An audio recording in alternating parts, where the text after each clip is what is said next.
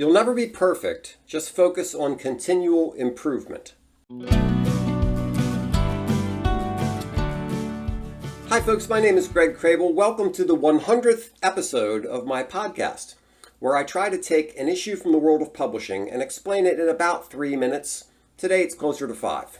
On my whiteboard, I have a list of 6 things publishers can do with their content. Educate me, update me, keep me on trend, give me perspective, divert me, inspire me. I don't focus on those last 2, but I try to do the other 4. But it's not always easy to do one or more of those things every day. Here's the scenario. I'm finishing dinner and I realize I don't have a topic for tomorrow's podcast. Yikes, what do I do? Then I realize, of course I have a topic.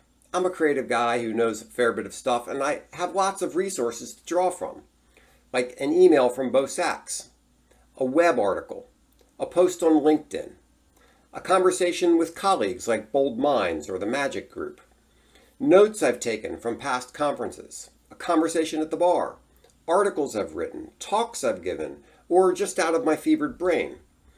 And yes, despite all that, sometimes I do question whether I can keep up the daily cadence. It is a challenge, but that's part of my reason for doing it. We choose to go to the moon in this decade and do the other things, not because they are easy, but because they are hard. One of the key things I've learned is to focus on steady improvement. You're not perfect out of the gate, but you can fine-tune your methods as you go. So here are some tips. Check your appearance. I'm not trying to get a date, but I don't want to have a piece of spinach in my teeth either. I stand when I record the podcast. It just feels better. Use captions in your video. I use Flex Clip to create them, but there are other tools. Edit the captions because sometimes they come out very strange. Start each show with a cold open to grab the listener's attention. Give some context to your podcast. Say what it's about, for whom, etc. Just recently I learned to give an intro that says how long the show will be, which requires me to record that part last. Change the thumbnail for each episode. Ask questions to get interaction. Invite people to subscribe, share, call you, etc. Now here's a really practical point. Creating a podcast generates a lot of files, so use file naming conventions. I start with the raw video, I call raw, and then I have the captioned video, which I call captioned, and then I have the final video.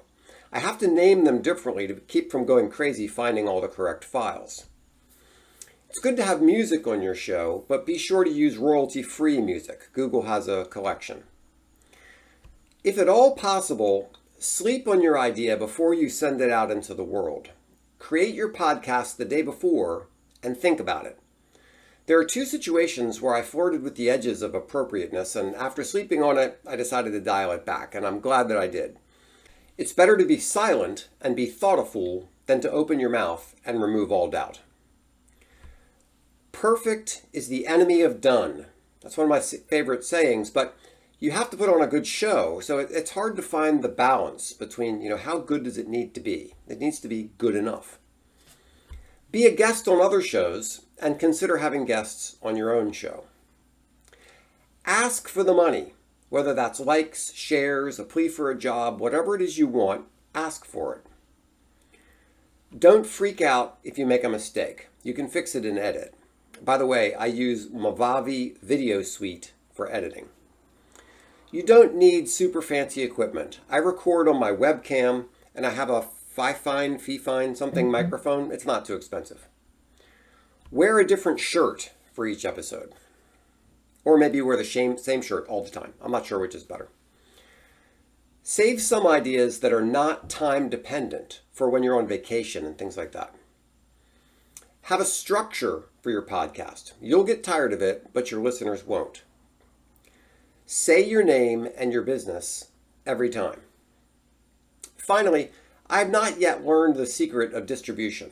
I publish my podcast to LinkedIn, X, YouTube, Rumble, and my website, and to Spotify, which distributes it to other feeds. So far, LinkedIn has been the best for me. I haven't figured out what the secret is for those other platforms. If you know, let me know. I'd appreciate it. All right, so those are the things that I've learned doing 100 daily podcast episodes. I hope that was helpful. If so, remember to share, like, subscribe, all that sort of stuff, and you can visit me on crablegroup.com. Thanks so much.